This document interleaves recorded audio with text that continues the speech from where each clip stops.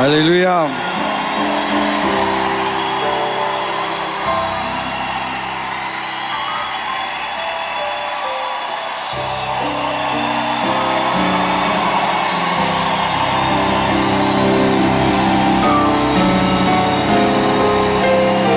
Merci. Prenez place, s'il vous plaît.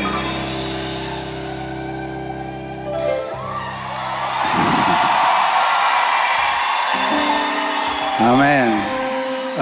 Ne coupez pas le live, hein? Nous voulons que ça passe en live. Ne coupez pas le live.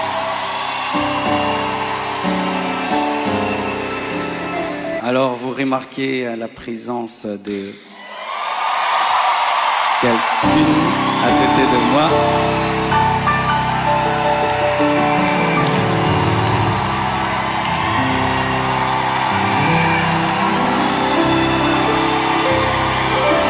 Amen.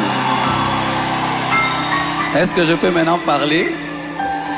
Amen. Alors, beaucoup de gens posent la question, elle est d'où, elle est d'où, elle est qui?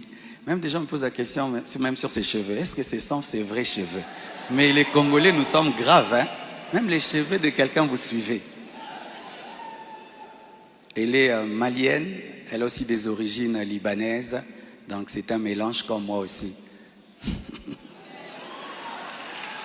Alors, j'ai quelque chose à vous dire.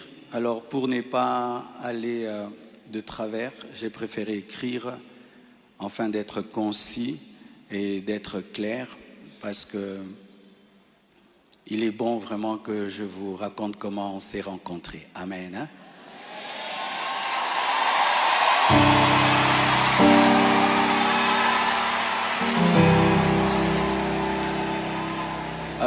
Est-ce qu'il y a quelqu'un qui parle en lingala? J'aimerais aussi que ceux qui parlent le lingala entendent. Qui interprète bien le lingala et qui est bien habillé?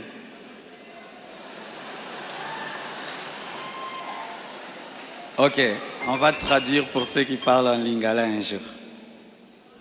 Chers frères et sœurs, après le décès brusque de Maman Blanche, j'ai traversé l'une des saisons les plus sombres de ma vie. J'étais au bord de la dépression, même de l'AVC et même de la mort. Mais beaucoup ne s'en sont pas rendus compte, car je faisais l'effort de rester fort pour vous encourager et pour que l'Église ne devienne pas un lieu de deuil permanent. La solitude, les nombreux questionnements, la douleur de mes enfants, l'innocence de mon bébé, le poids du ministère, la gestion de mes affaires, de ma maison et même de moi-même, tout cela pesait terriblement sur mes épaules.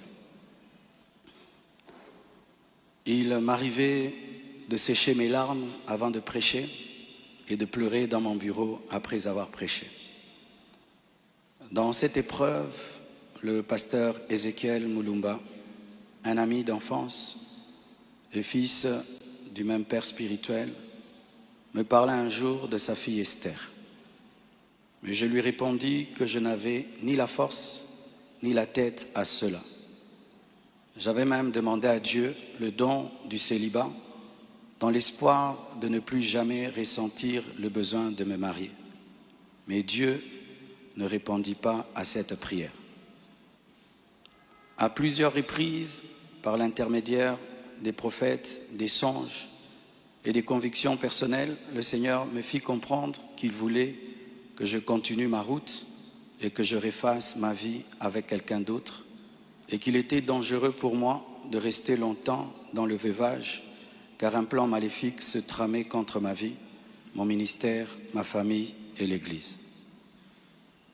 Je me souviens d'une vision particulièrement marquante. J'étais dans une chambre encerclée de très longs serpents aux couleurs magnifiques. Ils faisaient semblant de dormir, attendant que je marche sur l'un d'eux pour m'attaquer. Leur venin était aussi mortel que la beauté de leur couleur. Un seul carré d'1 mètre sur 1 mètre me servait de refuge. La pièce avait une unique fenêtre qui ne pouvait s'ouvrir que de l'extérieur. Et je voyais une servante de Dieu venir ouvrir la fenêtre afin que je puisse m'échapper. Dans cette agonie intérieure, le Seigneur me poussa à recontacter le prophète Ézéchiel, qui me donna le numéro d'Esther. Mais au début, elle ne répondait pas. J'en fis part au prophète qui lui transmit alors mon propre numéro. La première chose que je lui avais demandé, c'était de prier pour moi. Ensuite, nous avons commencé à échanger. Je lui ouvrais mon cœur, elle m'écoutait, me soutenait, priait avec moi, tout en continuant à remplir fidèlement ses responsabilités au travail, parce qu'elle était une responsable là où elle travaillait. Et à l'église, elle était plutôt photographe, caméraman, modératrice, prédicatrice. Elle était diaconesse et elle était consacrée pasteur. Et elle continue à remplir fidèlement ses responsabilités au travail à l'église, même très tard la nuit, quand j'avais des insomnies et malgré le décalage horaire de 5 et 6 heures. Au fil du temps, une relation sincère est née. Une flamme s'est allumée et dans mon cœur, j'ai eu l'assurance que c'était elle.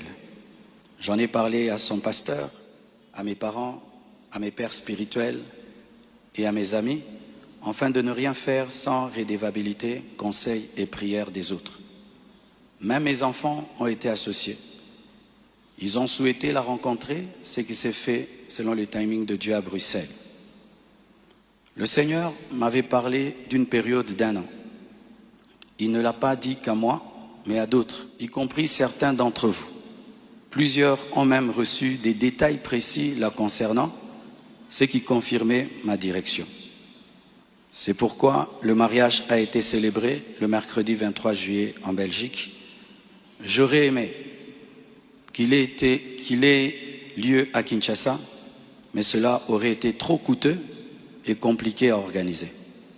Je comprends que certains aient été surpris ou même blessés par cette démarche qu'ils trouvent très rapide, mais sachez que pour vous, c'est une année. Mais moi, j'ai senti que j'ai fait 3 ans, tellement que c'était terrible, mais je ne pouvais pas, sur cette chair, vous relater ma vie. Si cela vous a offensé, je vous présente mes excuses les plus sincères, mais sachez ceci, le Seigneur s'est servi d'Esther pour que mes enfants, après avoir perdu leur mère, ne perdent pas leur père, pour que la compassion ait toujours un pasteur debout. Je l'aime profondément.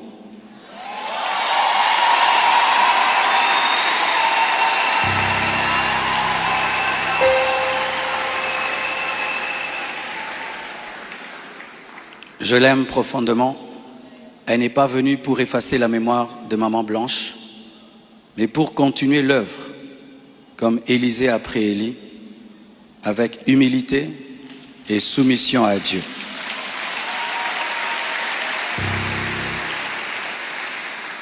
Priez pour elle, elle est étrangère, c'est sa première fois d'être au Congo. Elle a eu le baptême de 4 heures du temps d'embouteillage. Et aujourd'hui, Dieu a fait grâce, il fait froid. Je lui ai dit, tu sens le froid quand même? Elle a dit, mais c'est climatisé. Je dis, non, c'est le vent. Priez pour elle, portez-la dans vos cœurs, comme vous m'avez toujours porté dans les vôtres. Demeurez en paix et continuez à prier pour nous, pour toutes ces certaines choses que vous entendez. Je vais clarifier ça progressivement avec le temps de Dieu, dans l'amour, dans le pardon et dans la sagesse, sans rancune. Et merci de tout cœur et que Dieu vous bénisse abondamment.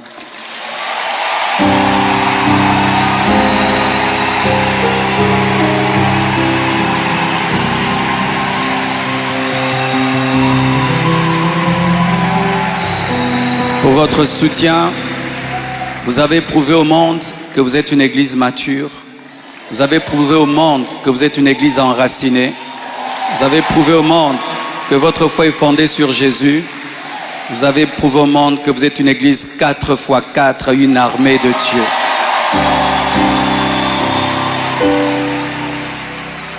Des fois, j'ai dit à Dieu, tu as beaucoup de serviteurs, pourquoi tout ça c'est moi? Il y a beaucoup d'églises au Congo, pourquoi la compassion, la pluie, les écrans qui tombent sur les gens? Mais nous avons une grande destinée. Un jour, nous comprendrons pourquoi tout ça. Alléluia. Aujourd'hui, nous voulons que vous puissiez prier pour nous. On a prié pour nous à Bruxelles, mais votre prière me manquait. Priez pour nous, s'il vous plaît.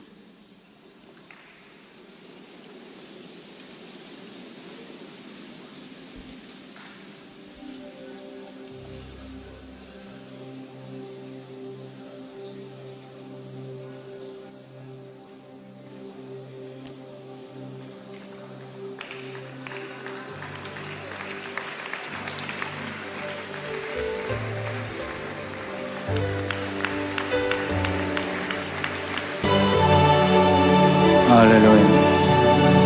Maman Esther va prier pour nous.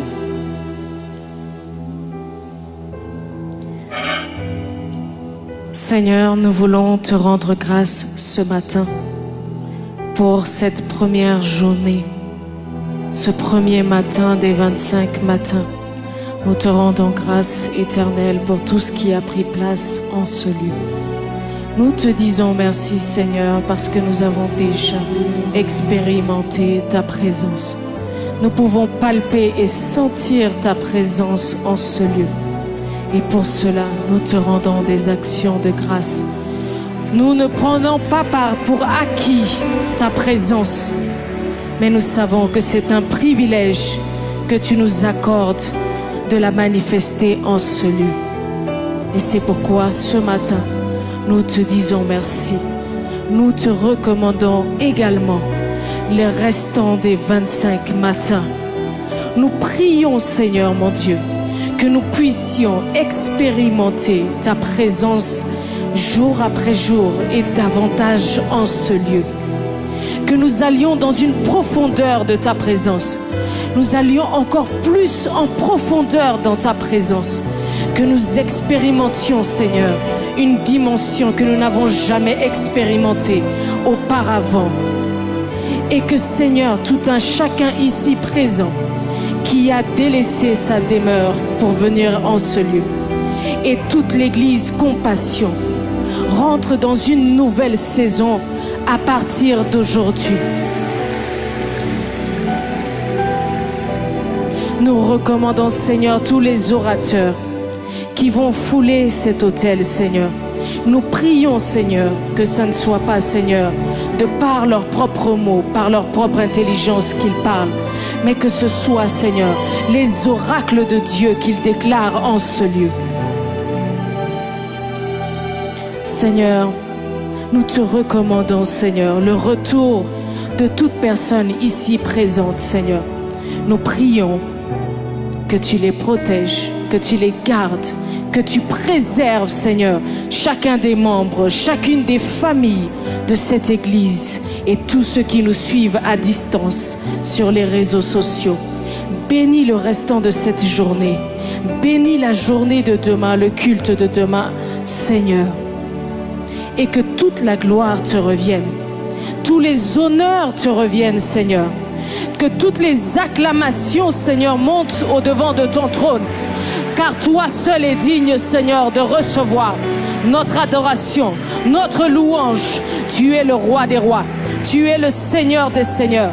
Tu es le maître incontesté de l'univers.